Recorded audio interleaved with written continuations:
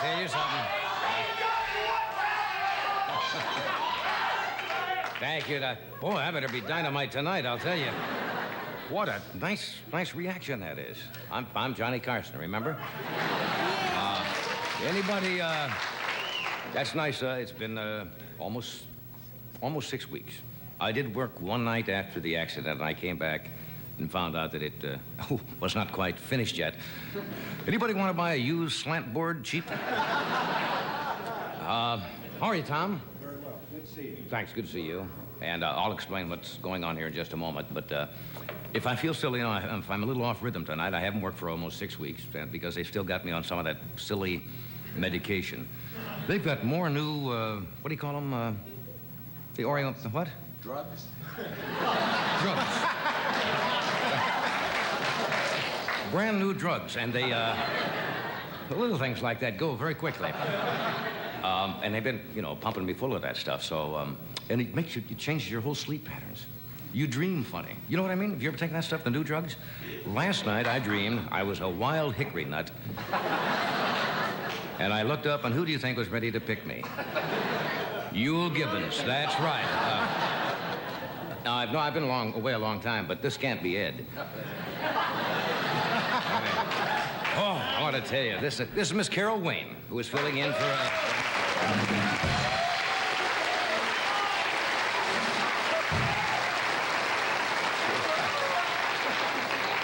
Carol is filling in Ed's shoes. Did you know that Carol has to send her sweaters to obedience school? You do that, huh? It's nice to see you. You look very pretty tonight. Thank you. What accident? I'll talk to you about it a little later if you want to. I'd like that. I had a strange thing that happened to me, and that's why I haven't been here. Didn't you know about that? I never watch the show when you're not on, sweetheart. Aw, isn't that sweet? I think Ed's career is over. I don't know how to tell you this. He better get back soon. Anyway, I went to the local hospital. I talked about it before out here in Burbank, and it's because it was convenient. Mount Sinai. This is the craziest place I've ever been in my life. I tried to ring for the nurse and pulled the cord, and upstairs, the room overhead, a guy's pajama pants fell down. Well, you see, they try to save money here in Burbank. The surgeons, I found out, only wash up between every other operation.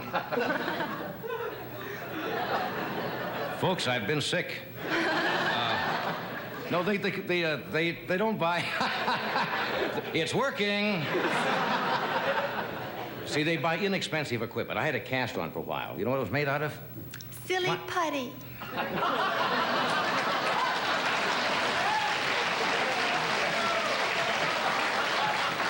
That's better than what I got. I was going to say plaster of Pomona, but silly putty is a lot funnier. Don't do that anymore. I'll tell you how bad it was at the hospital. I got to watch her. How bad was it? Did that come out of her? Your voice is changing right in the middle of the show. No, one fellow needed a pacemaker. You know what they did? They strapped a Timex to his heart. I had a great nurse, Helga von Braun. And Helga's big job at the hospital over at Burbank was to make sure that the temperature of my bedpan never got above 50 below zero. You ever been in traction, Carol? Never once. How is it? Well, I'm going to tell you how it is. It's like... Can you imagine spending a week on the rack watching Dialing for Dollars? That's about what it's like. And then they sent in, I have everybody says try chiropractors. You ever hear that? You go to a neurosurgeon, and everybody says you got to go to a chiropractor. So I sneaked off. They had one at the hospital. Mandrake Curvy is his name.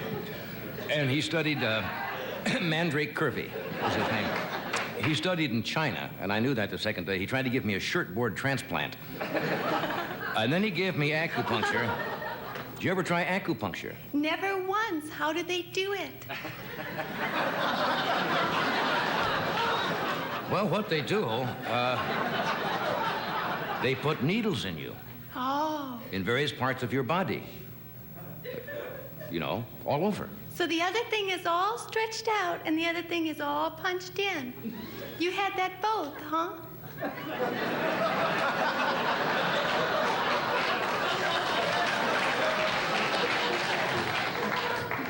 That's what it was. It's all stretched out.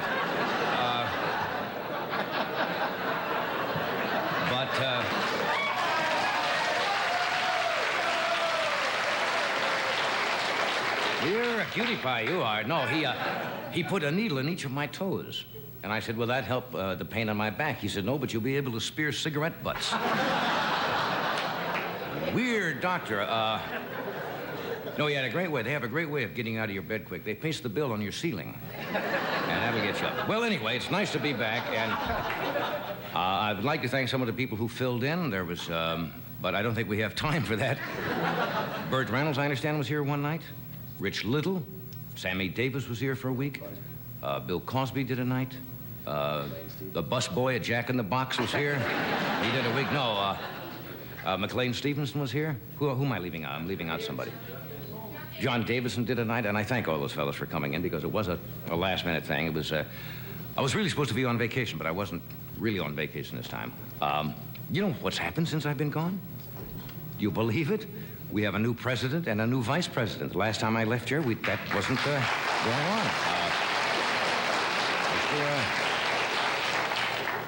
Rockefeller and Ford, you know, that's not a bad combination if you think of it. If President Ford makes any mistakes, Rockefeller can pay for them. I don't waste any time, do I? Where does it say hit drums? No, we live in a great country. America is the only place in the world where the richest man in the country can't grow up to be president. Did you ever think of that? Well, anyway, tonight on the show, we have, did you mention who we have tonight? I think I did. Doris Day. Doris Day is with us tonight. Rodney Dangerfield. Rodney Dangerfield. And Burt Munson. Burt Mustin. Mustin. Do you always get an echo when you talk? I can see why, but I just wondered if...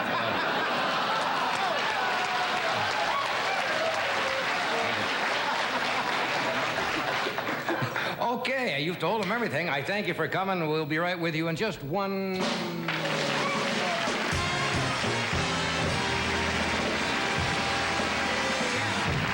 be right back after this word. Thank you.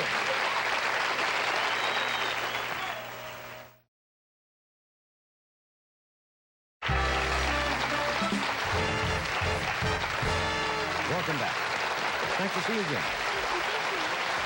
With the boys? I'm sure I left somebody out in that roster of people who filled in while I was gone. I think I mentioned everyone, didn't I, Fred? Joey was here. Yeah, Joey. I mentioned him. It filled in because it happened. I was supposed to go on vacation, you know.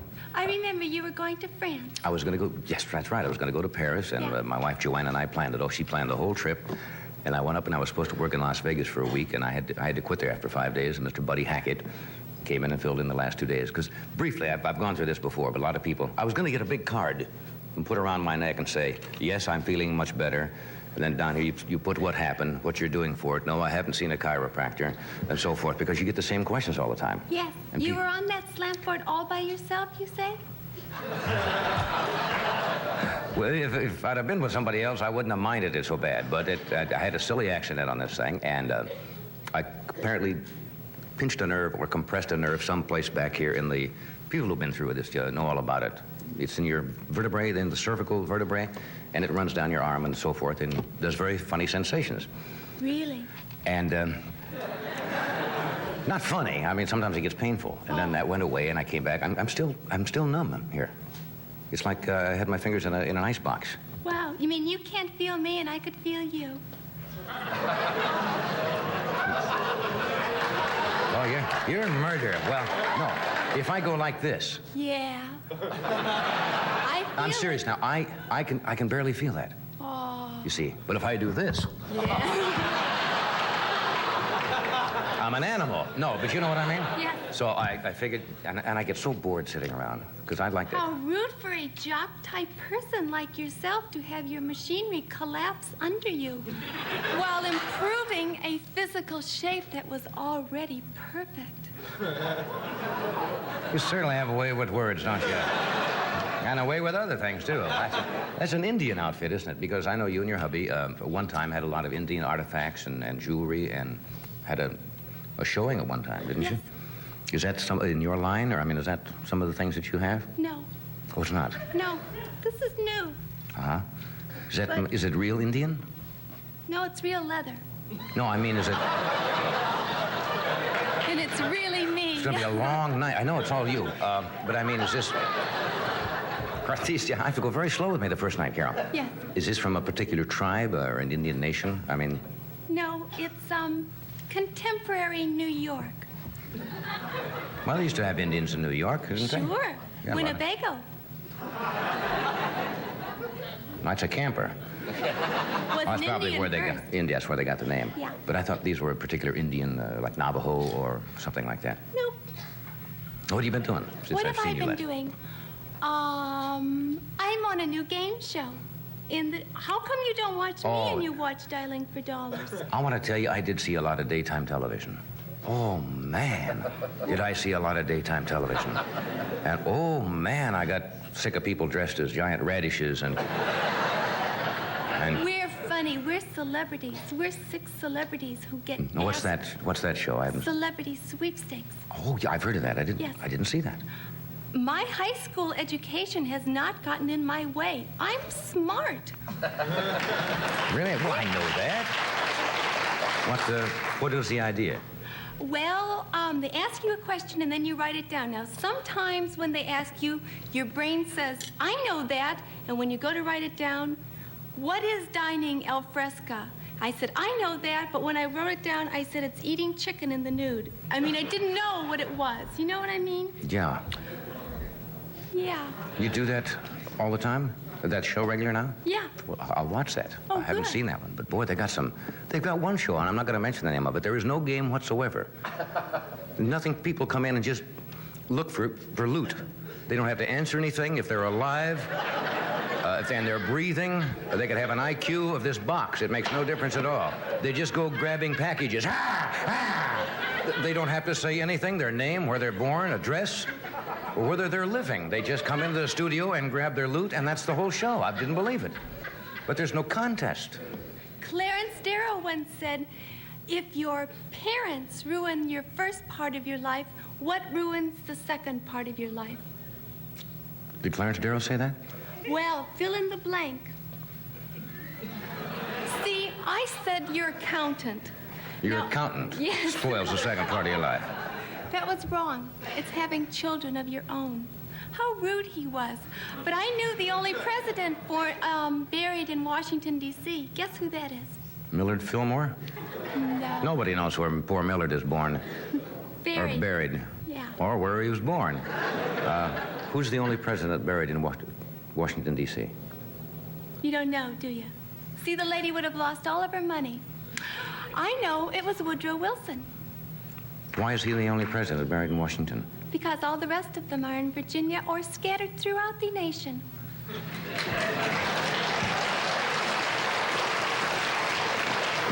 You're pretty good on that. I want to get on Bowling for Towels. That's the one I want. That's my favorite show.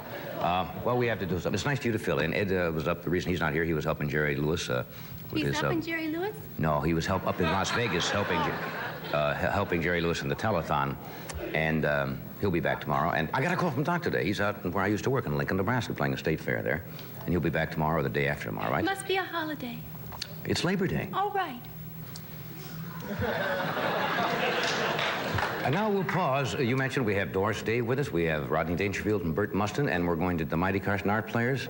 We are indeed. And are going to do a tea time music.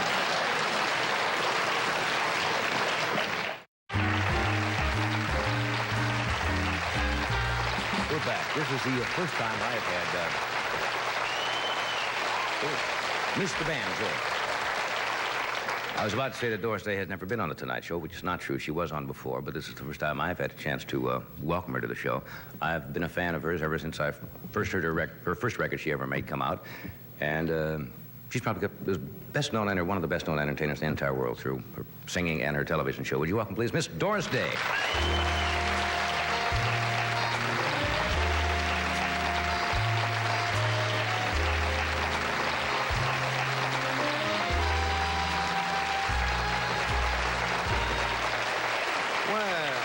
this.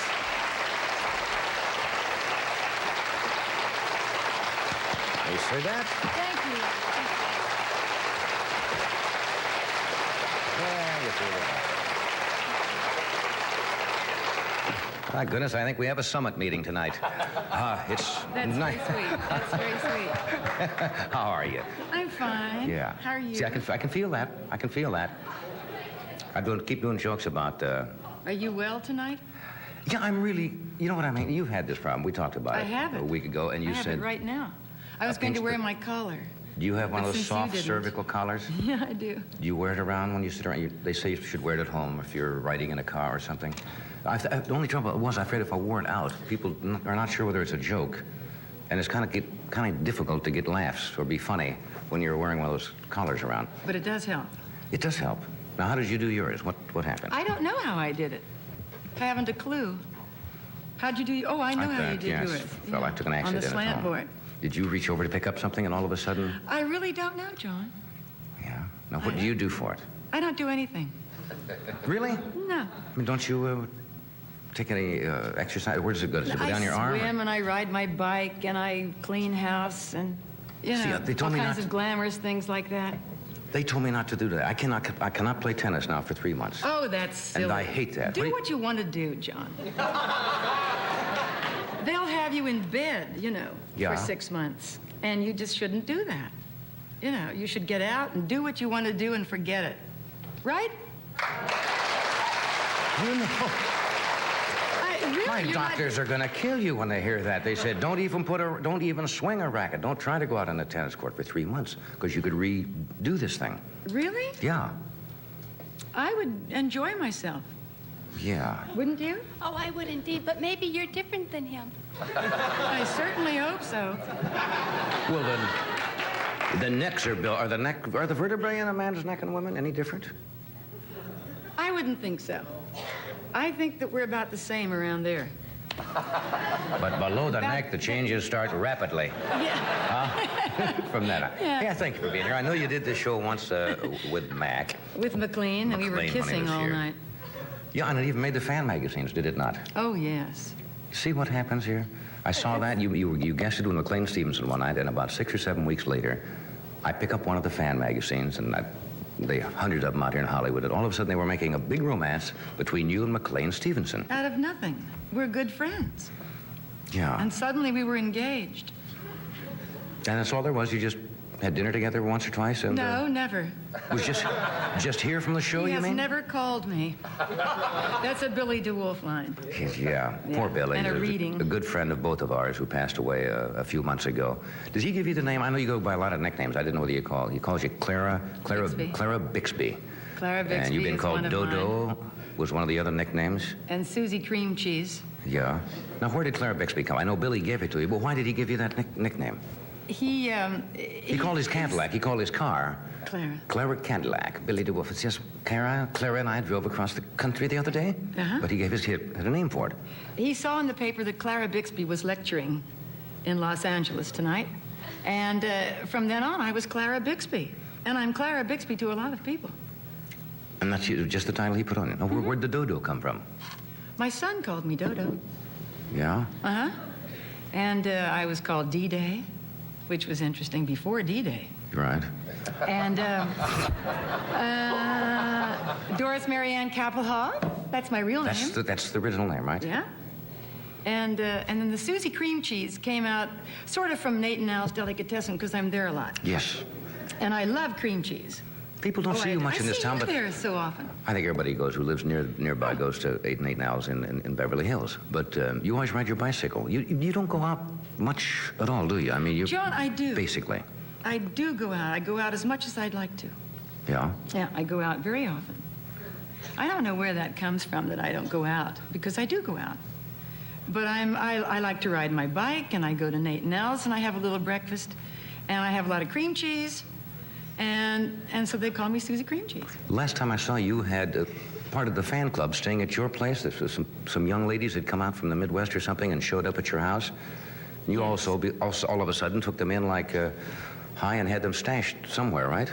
Well, they were very special. Yeah. And they weren't staying at my house, but I invited them over for a swim. and a bite to eat. I took them out to eat. Yeah. Did you take the doggy bag home? Always. Every place you go. I don't know how many dogs you have living at your place. And you've talked about this, I'm sure, when you were on the show with Mac. Where are you looking? What? Where are you looking? Right here. Occasionally I glance over here. Does it look like I'm not making eye contact? Yeah. Once in a while I see Freddie go like, we're getting ready for a commercial. You see, and he does that. I saw him getting ready to do that, and I didn't know whether to ask you the question and get into it before we had to do this. You see? Okay. This is real clever. Now, after a word from our sponsor, we'll be returning.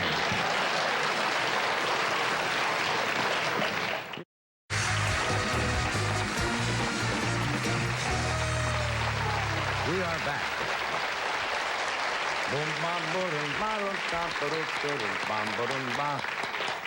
When we had dinner together a couple of weeks ago, you told me that you didn't like to sing anymore, or you got nervous. I like to sing. But I mean, in public. Oh, don't! No, I told you. No, I told you. I told you if you came on the show, I wouldn't do that phony business about pushing you over there and making you kind of ad-lib a song. But you said that you love to sing, but because you did the show where you weren't singing in the show. That's right. And it's been in a time since you've sang. Since you I've have sung. I'm rusty, John. Yeah. And, but I'm going to start singing again. Are you really? Because I really love it. Yeah, well, you're such a great singer. You are. Thank you. That's nice. Yeah, you sang with Les Brown, of course. You sang with Jimmy Dorsey. Now we. No, I didn't sing with Jimmy Dorsey. Les Brown, yes. Right? Les Brown. And? Bob Crosby. And that's it. Never with the Dorseys? No. Just the two I was bands? married to a musician from Jimmy Dorsey's band. Ah. Yeah. Well, there was something had to do with the Dorseys. That's it. Sorry to bring that up if that Yeah, I am was too. unhappy. Yeah. Did you do those one-night stands?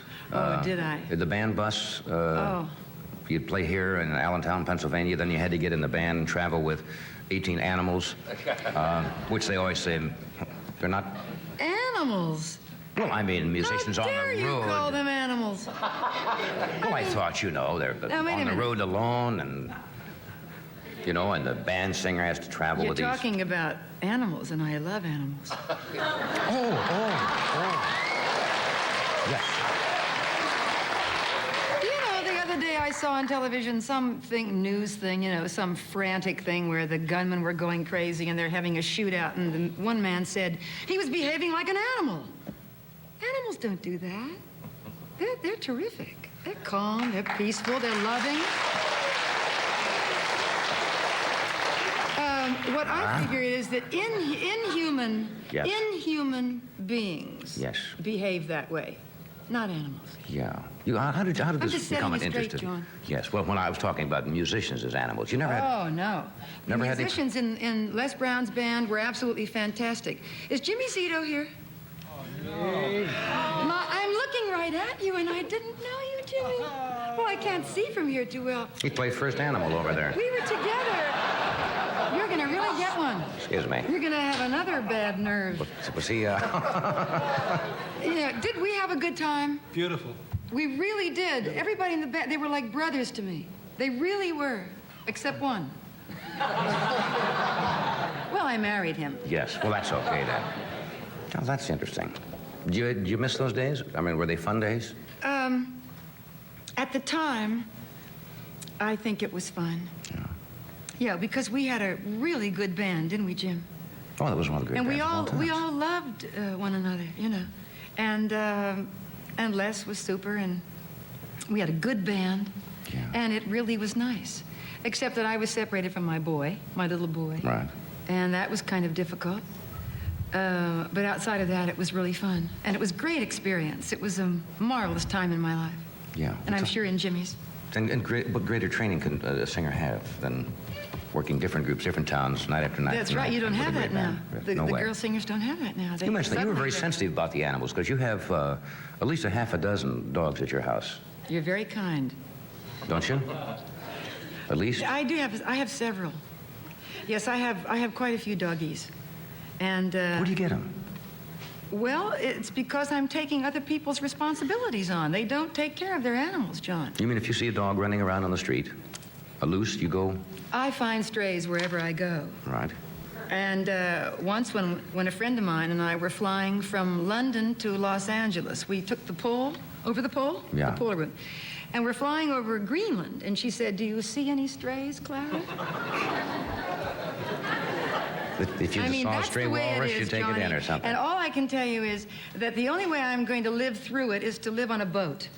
And then I'll probably pick up fish. I don't I don't know. Do they live in the house? They live in the house, out in the yard, wherever they want to be. Yeah. My house is their house. I'm not fond of animals. You what? I'm not fond of animals. I don't want to have a scratch out here tonight. Why is that? I don't want anything to lick me that's not going to marry me.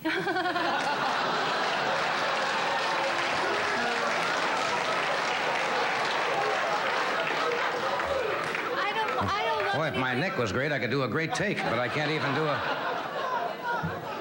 No, you don't really. You like animals, don't you? No, Oh. I think animals should live outside, and I don't want to love anything that I got to walk and wear a flea collar. Well, She has her point of view. yeah. Yeah, and I respect that. You don't. What I don't like is you mentioned the people who don't take care, that let their dog. I think I missed something there. This could be a shootout at the OK Corral tonight. No. Some of the No, neighbors, and I don't know who it was, a couple of weeks ago, all of a sudden we had a pregnant cat show up at our back door. You At see? your house? At the house, right. That must be good luck. What? That must be good luck. Well, what happened? Apparently the neighbors did not want it, and they just let the cat go. That's why I have a lot of dogs. And all of a sudden, now what happened? The bad thing was the cat had a litter of kittens, and they were raised. She had them somewhere back away from the house in the woodpile or something. And of course, what happened? They're absolutely wild, the kittens, you see, because they were not raised around like in the house with human beings. And so by the time the kittens were 6 or 7 weeks old, before they came out, you couldn't get near them That's right. because they were absolutely like they'd been born in the wild. And it was kind of frightening. You see, and they would snarl at you just like a wild animal. Yes. And we had to have them, taken away. Now, why do people do that? Why don't they have? If they don't want to litter, why don't they have their animals spayed or John, something? They just don't do it, do they? It's a depressing subject, but people don't take care of their children. Why don't they? No. And if they don't take care of children, many of them will not take care of their animals. And that's why I got into this humane group and into animal work, because they really desperately need help. I And think so it's I do all I can. It's really an education of the public, isn't it?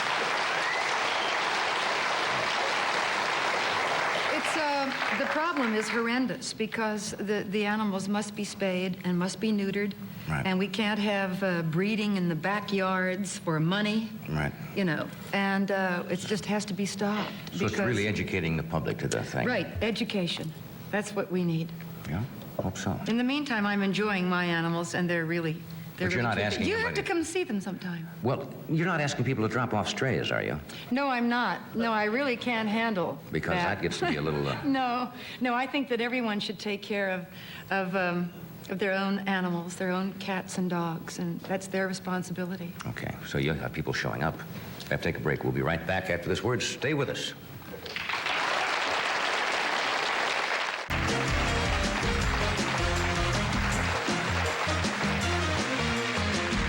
It's time once again, friends, for our visit with one of the cornerstones of daytime television. The late afternoon movie host who brings you old films and sells anything and everything. So welcome, please, that dynamic guy and former animal trainer to Cal Worthington, your host for today's Tea Time movie, your friend and mine, lovable Art Fern.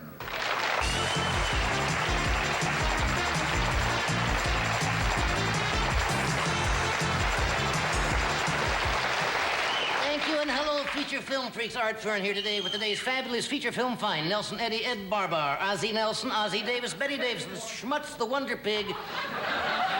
In Flash Gordon zips open his spacesuit. But first, friends, is your marriage in trouble? Has the romance gone out of your relationship? Does your bed only move during an earthquake? That's right, I'm telling you. Has foreplay with your spouse ever involved a lamp? Well, men, does your wife keep a can of mace on the nightstand? Are Are you tired of hearing the words, "Is that it?" Well, friends, that's right. We have something will help your sex life. Yes, we do. And here she is now, our matinee lady. She is just one of the thousands of people whose marriage was helped by the Masters and Yutzman Clinic. Masters and Yutzman Marriage Clinic. Tell us, matinee lady, how was it? Well, I just loved Masters but hated Yutzman. Yes. I've heard Yutzman's gang therapy is a little rough, but we'll get back to that. Friends, Masters and Yutzman's Marriage Clinic will bring back the magic of your honeymoon through this. A recording of your wife crying in a bathroom. Our skilled counselors can patch up any marital problem. Ladies, no longer will your husband take 5 days to drive home the babysitter. And men, no longer will your wife sew up the slits in your pajamas. You just come to the Masters and Yutzman. I'm telling you. That's right, friends. You come to the Masters and Yutzman Clinic and never again will your anniversary be celebrated with gunfire. You'll be in good hands with our skilled counselors. That's for sure. Our counselors can solve any marriage problem because they've all been married 6 or 7 times. And each of our counselors is an expert in his field. In fact, many of them have been arrested in the field. Friends, do you have a sex problem? Do you have a sex problem that needs straightening out? I've never had a sex problem I couldn't straighten out. I'm hip. Friends, at Masters and Yutzman, we have the latest techniques. Men, impotence your problem? Well, ladies, don't worry. We've got a guy named Eddie who isn't. He sure isn't. Enough about Eddie. At Masters and Yutzman, we start out by teaching with the art of touching, by putting you in one of our encounter groups. And if you encounter what they have, we also have shots that'll take care of that. You will learn, friends. You'll learn our sexual techniques and guaranteed privacy. Just you, your counselor, and the film crew behind the two-way mirror. And don't worry, only you and your counselor will ever see the film. But if you don't pay us, an Elks Club in Glendale will see it.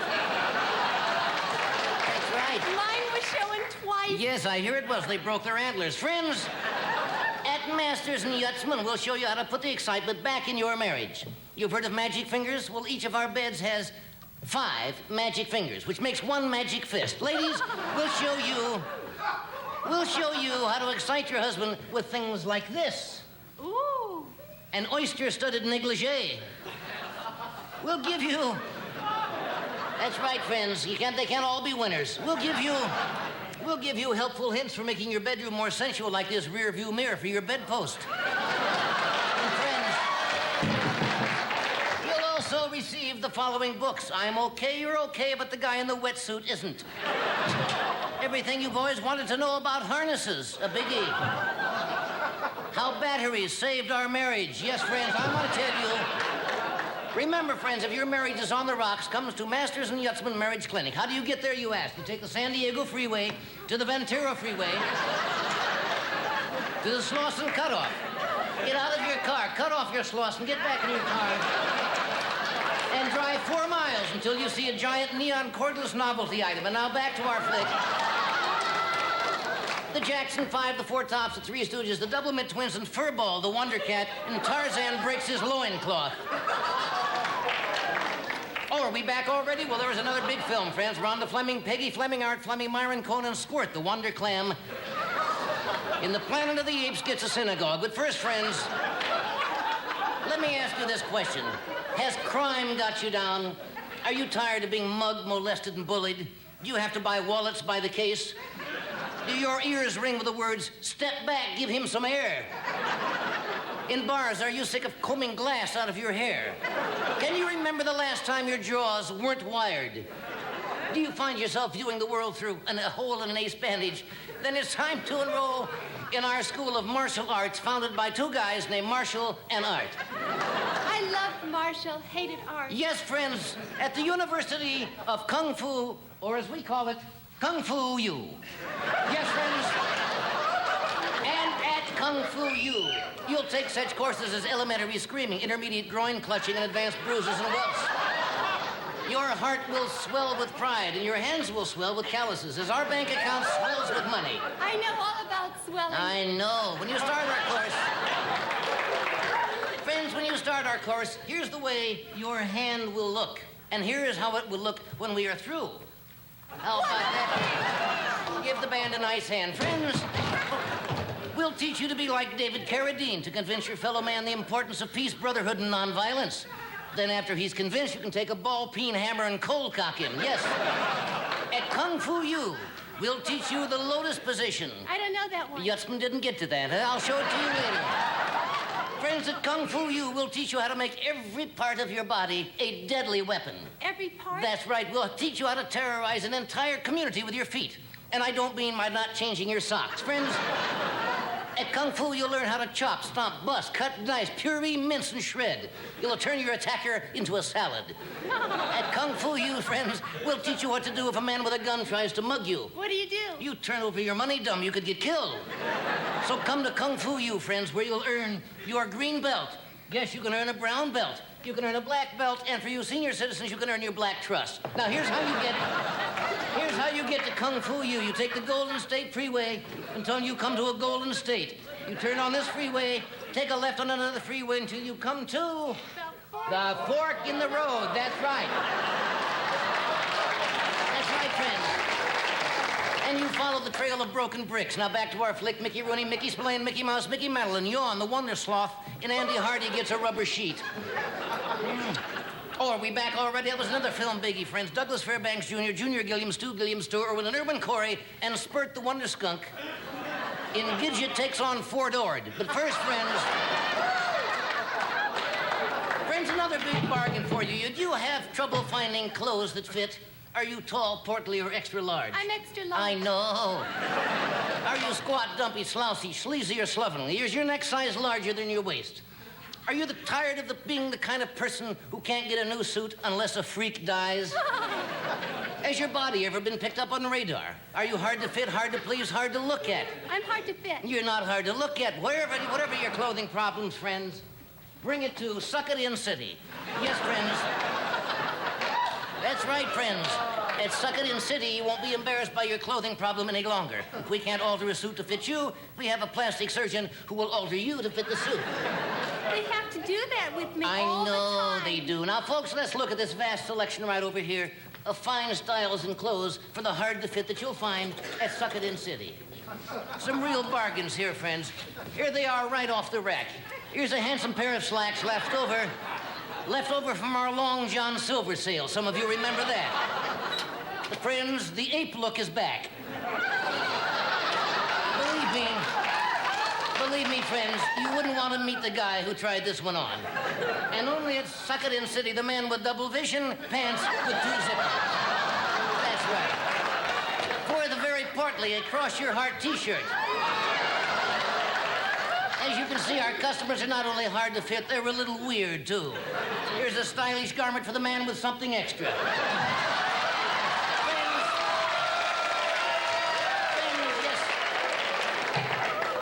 Pants with a trapdoor. Here's one for the man who's really on the go. And here's a real value, friends. A suit that's 50% off. Yes. Now, friends, if you come to Suck It In City, you'll receive absolutely free of charge this pair of calendar shorts. So you'll know when you've had them on for a month. Now, that's at Suck In City. Suck It In City. Now, take it. How do you get there, you ask? Well, friends, you take the Ventura Freeway to the Pasadena off-ramp to the Harbor Freeway until you come to... No, the spoon in the road. Don't you Timmies try to outguess Art Fern. Well, that's all the time we have for you today, so tune in tomorrow, friends, for another feature film. Biggie Jack, Lemon Jack, Haley Mills, the Mills Brothers, Dr. Joyce Brothers, and Spawn the Wonder Carp, and Dracula gets bombed on a wino. Bye now.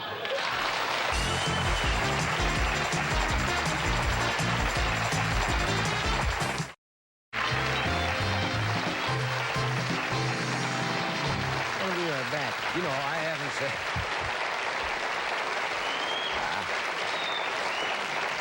I don't think I have spoken that many words in all the time I've been off at the show. A lot of words in there. It's crazy. I love doing that insane character. Do you still have a fear of flying?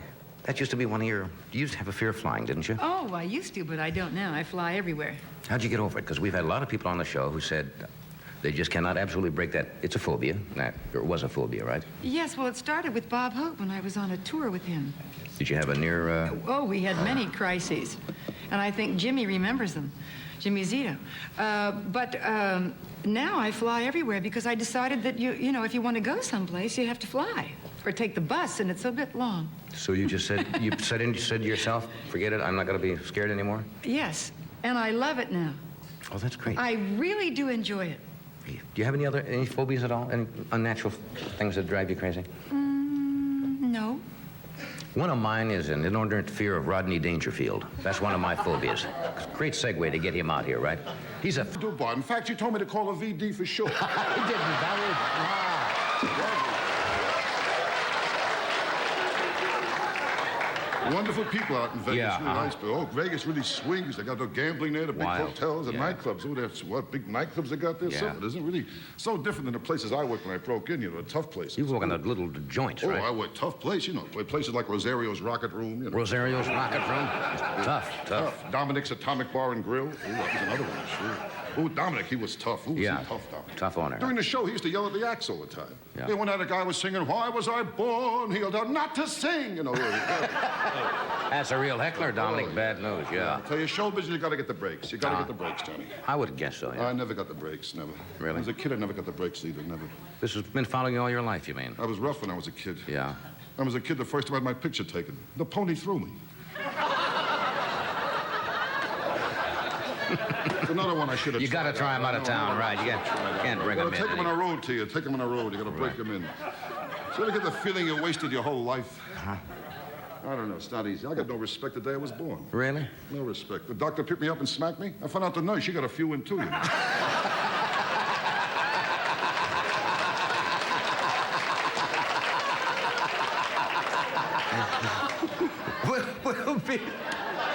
We got to take a break here, but then we'll come right back and find out how your health is, because I'm always interested. comes out so much, I feel like I'm doing a magic act up here. Well, after this message of interest.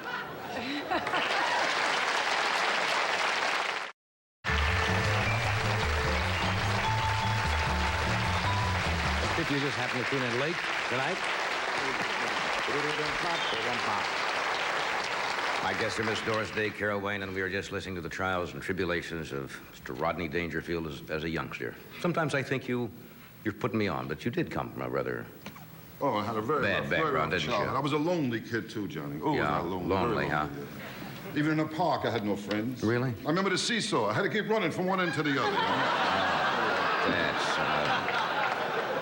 That's lonely. That's sad. When I grew up, I was lonely, too, when I grew up. Yeah. I couldn't get dates with girls. Girls didn't? Trouble with girls, they go for a guy with looks. Everything is looks, you know. Yeah. But this thing's more important than looks. It's underneath what counts. Soul, depth. Right. That's what's important, not looks. Now, how many times take a walk in the street, you see a tall, handsome man walking arm in arm with a short, fat, ugly girl? I never saw that. Did you? Never saw that at all. Never saw that. I thought I saw Probably had no soul or any depth there or anything. No, but looks don't mean nothing, man. I got a niece, an ugly girl. She got married. She's happy. She married an ugly guy. Right? And today they got two very ugly kids. Ugly kids, yes. In fact, they're all so ugly in a family album. They only keep the negatives. I'll tell you what's more important than looks is love. You got to have love. Love is and important. I got plenty of love in me, Johnny. That's Plenty the of main love. I thing. love a lot of things. Love. I love sports. I love music, and one of my kids. How many kids do you have? I got two kids. I love my Yeah, kids. you know, I know love my that. kids, of course, but our boy gives me trouble lately. Yeah, really? He's at the age now he copies everything. He sees something, he copies it, you know. This kid imitates everything. Yeah. That's why we got rid of the dog. You all right? No, they're very impressionable at that age. The peculiar feeling is your son standing there with one leg up. Yes, I know what you mean, of course. No Very offense. But how, But I really got rid of the dog. I was just kidding around, that's all, you know. how's your health? Are you in good health? Health, very good, very good. There's no love in the house. That hurts my No health. love in the house. Sure. Oh. Excuse me, we weren't ready to go to health yet. I didn't know that. I see, You know, okay. Sure, there's no love in the house, you know. You know, my wife's the easiest person to get along with. You know that. Yeah. Oh, my wife, you kidding? I can tell you stories of my wife sometime. Yeah. Or else we have a few drinks sometime. I'll start talking. Really? When I drink, I talk, you know. I didn't- My wife's a cold person, Johnny. Oh, Cold. I'm sorry. Well, her side of the waterbed is frozen. Very cold place. I never got love when I was a kid either. Yeah. My brother got the love. You know, because he was much neater than I was. My room was messed up, but I didn't care. My brother's room was in order. His towel was lined up neatly, combs, brushes, hair lotions all in the right place. So what did it mean? What is he today? He's an attendant in a men's room. It didn't mean anything.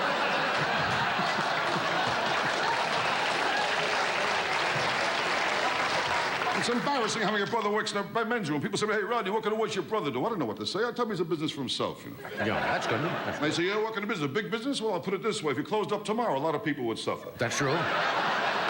That's true. But the whole thing is, you want to be happy, do the work you like. That's what you're going to do, the work you like. Yeah. That's important. Do the work you like. And my friend, the doctor, Dr. Vinny Boombach. Ah, yeah, how is told he? me, How is the doctor? the Good most doctor. important thing is never take your work home with you. A lot Don't of take guys, your work they home. take their work home with them. Right. There's a guy, my neighbor, a traffic cop for 20 years, Johnny. Can't forget he's a traffic cop. Takes his work home with him. It's ridiculous. Makes love to his wife. He tells her to pull over. Yeah, that's bad. That's bad. I see what you mean. It's very bad. No idea. But as long as you have your health, I suppose Health that's is the the main. most important thing. You know that, Johnny. Health. I mean, you just mentioned before about tennis. I mean, you got to cut out tennis for a while. I but do, tennis yeah. is very good. When you get back in shape, play tennis. It's very good. I don't play tennis. I can't play tennis. Why's that? I'm not the tennis type, you know. Yeah. Tennis, you got to be rich and come from Connecticut, you know. Hi, we're taking Dad's car. That's Deuce. You know, I can't. Doesn't fit you. Now, but tennis is good. That's how you lose weight. You know, you burn up energy, you lose calories that way. Doctors say all kinds of exercise is great. You burn up energy, you lose calories. I mean, in fact, doctors say when a man makes love to a woman, he burns up energy, he loses 150 calories. I made love to a girl once, I lost even more. I lost 150 calories, my watch, and my wallet.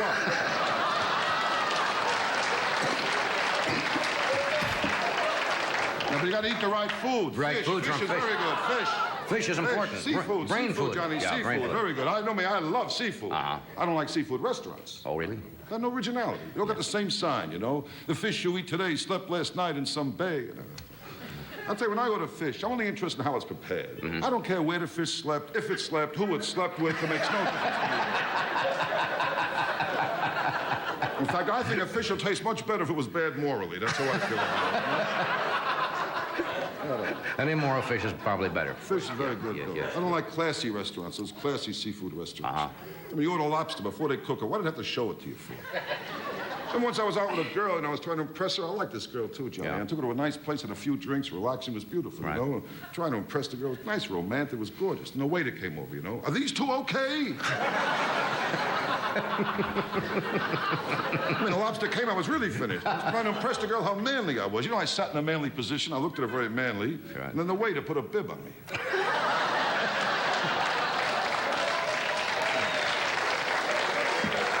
I don't like classy restaurants. You don't like classy I restaurants? like to eat home. Home. Home, I don't have to worry about a tie and a jacket, nothing. You know, you want something else, no big production with waiters. I open the refrigerator, I see what's around. Right. Although I got a refrigerator at home, I can't figure. It's very deceiving. Ah. My refrigerator, it's always full. There's nothing to eat. We got things in our refrigerator like a half a bottle of flat soda, a cup with a broken egg in it. This broken egg has been laying there for 4 months, just waiting for someone to scramble it. We have one bottle of ketchup that we use. Then we have another bottle of ketchup. It's almost empty. It's been there now for a year and a half. And there's one thing more in our refrigerator. A big pot takes up a whole shelf. And the only thing that's in this big pot is a half a boiled potato. Just sits there. And with my wife, you know, since I'm married, after every meal I hear the same thing. Finish it. I'm only going to throw it out. Somehow I get the feeling she only gets me to eat what she's going to throw out. What's really annoying with my wife, the way she serves a meal. Serves badly? Terrible. No. I mean, you put down a steak. How do you forget the plate? I don't know. They're a great crowd out there. Oh, they're a great crowd tonight. Beautiful audience, no kidding. And we'll be right back after this with Mr. Burt Mustard.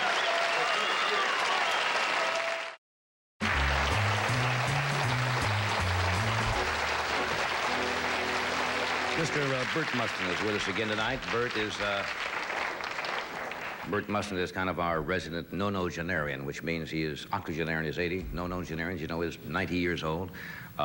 Still active in his career. He's been on the Tonight Show 3 or 4 times. Just completed a movie for Disney called The Strongest Man in the World, and is currently, believe it or not, at his age, working on a comedy series for 1975 called Love Nest.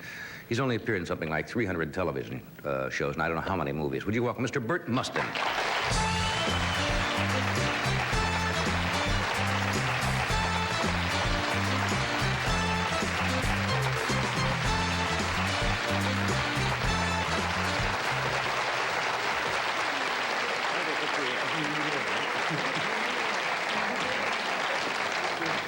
Nice to see you again. Oh, nice to be back again, I'm sure. Yeah.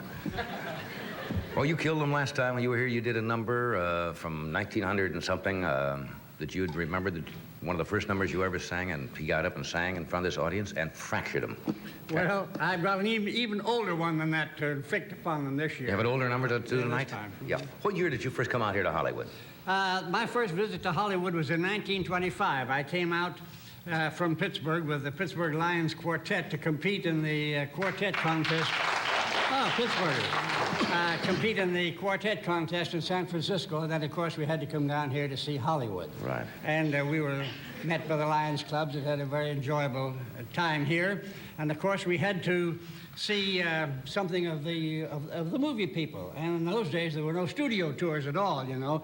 So the best you could hope for was to go out to Beverly Hills, where all the big stars lived, and take one of the tours that they had there in these Fifth Avenue type buses, you know, with everybody sitting up on the top seat there, and they had the guy with the megaphone to give you all the celebrities. So I, of course, went along on one of those, and this man was telebiting all about the wonderful things in Hollywood. He said, "Now, ladies and gentlemen, we are approaching on our left the famous Barrymore mansion." And the little 17-year-old girl in the front row said, "You mean Jack Barrymore?" He said, "No, madam, I don't. I mean Lionel Barrymore, his brother." I see. "And now, ladies and gentlemen, on the right, we are coming to the famous Pickford residence." "You mean Mary Pickford?" She said, "No, madam, I don't. I mean Jack Pickford, her brother." A little while later, and now we're coming to the famous Fairbanks mansion. "You mean Douglas Fairbanks?" She said, "No, madam, I don't. I mean Douglas Fairbanks Jr., his son." Well, by that time, she was just about crushed. And he was pretty exasperated with her. So now, ladies and gentlemen, we are approaching our newest and finest edifice in Beverly Hills. This is the Christ Methodist Episcopal Church. And he glared down at the little gal, and she never said a word, but a drunk in the back of the bus said, "Go ahead and ask him, lady. You can't be wrong always."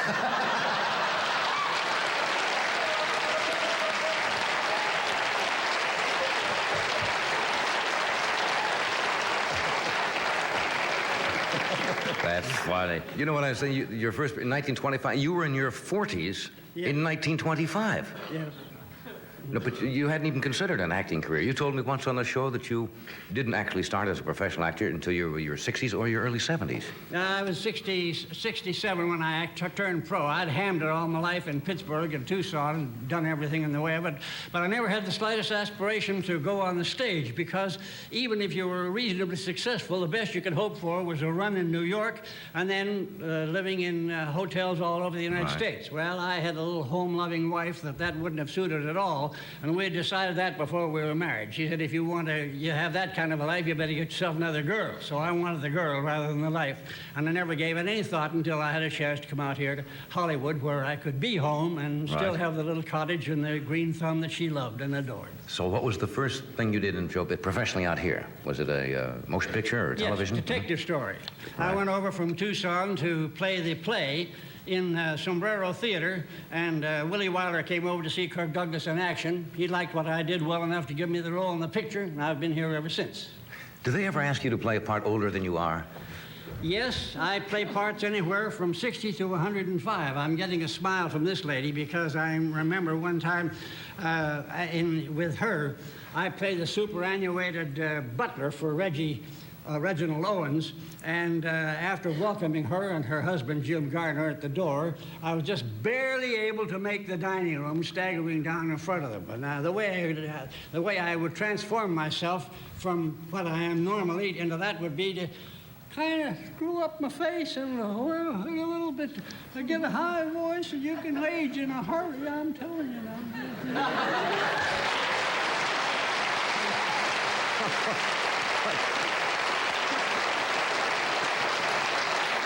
Kills me, a 90-year-old man trying to do an old man. Huh? Well... and you got to work to play it. Yeah. Mr. Lear had a lot of fun with the audience when I did that role in All in the Family as the old guy in the blue pajamas that I imagine most of the folks here saw. Right.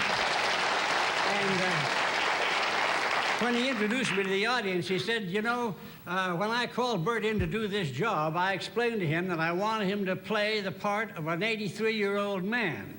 So I suggested that he go out and sit in MacArthur Park and watch how old people behave themselves." Yeah, you'd have to do it also. You don't, when you look at yourself in the mirror, you don't Are you conscious of that? Most people would get depressed, because they're getting along in life. But 90 years old, I get the feeling you don't think that at all, or feel that way. Well, when you get used to it, it comes on you so gradually. But 90 just kind of creeps up on you, huh? 90 just creeps up on you. And I try to kid myself that my talking voice and my singing voice is still a masterful, virile voice. And then I hear myself on the playback, and I know the old guy's wobbles. Quit playing that old man, Bert. It'll never work. Then when I go back to Pittsburgh and see all the old fellas that I was brought up with and see how much they've aged, I know something has happened. Yeah.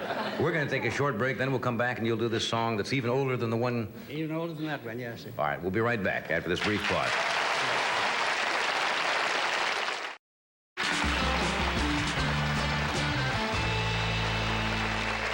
Bert hasn't told me the name of the song or what year this comes from, but I think there's a little background to it.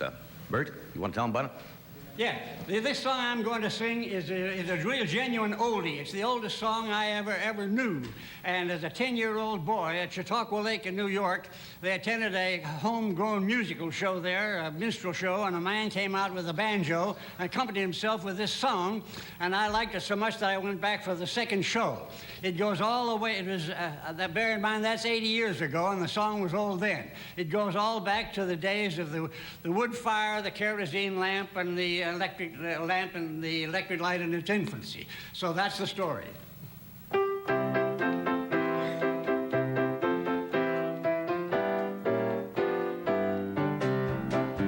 Jim Brown has just been married. He got a lovely spouse. She said she'd do the cooking when they were keeping house. She cooked a lovely supper of vegetables and meat. He tried it, then he told her it wasn't fit to eat. Girl wanted, girl wanted. Next day the sign appeared upon the door. Girl wanted, and wifey isn't cooking anymore. She said it was like mother used to make it. He told her if it was, she'd have to shake it. So at the break of day, those a chance to pass that way saw the sign, girl wanted. The first girl was a pretty girl of handsome form and face. Brown liked her looks, and so of course the girl secured the place. But wifey, she was jealous. She thought something amiss. She watched and saw her husband give that pretty girl a kiss. Girl wanted, girl wanted. Next day the sign appeared upon the door. The girl wanted, that pretty girl ain't working anymore. You ought to seen that pretty girl skedaddle. Brown got a bloody nose in the battle. So at the break of day, those that chanced to pass that way saw the sign, girl wanted. The next girl was a country girl. Her face would give one frights. She lost her breath in trying to blow out the electric lights. One day she tried to light the fire. The wood was somewhat green. When just to see if it would help, she poured on kerosene. Oh, girl wanted, girl wanted. Next day the sign appeared upon the door. Girl wanted, that country girl ain't working anymore. And now she's working up a little higher. No more she has to monkey with her fire. So at the break of day, those a chance to pass that way saw the sign, girl wanted.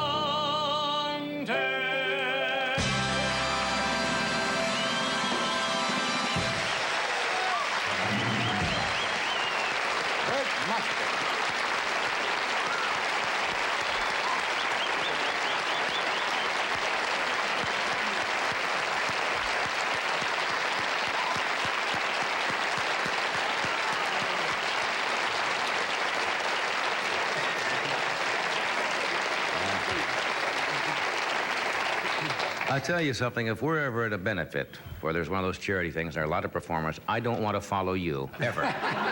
Ever, because... I don't want to follow you. You're a tough act. Sure. I want to follow you. Oh, I want to follow you. And might do it, certainly. I follow you. I thank you all, really.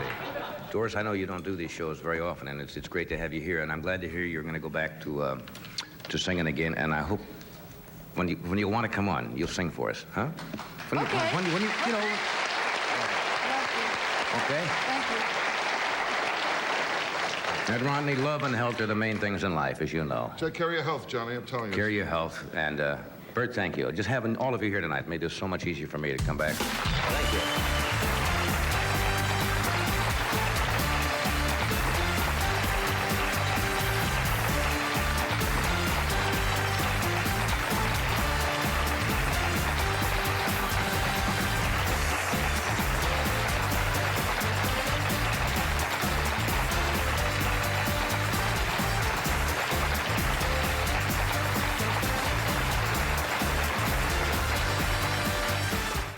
I'm humbled by that applause.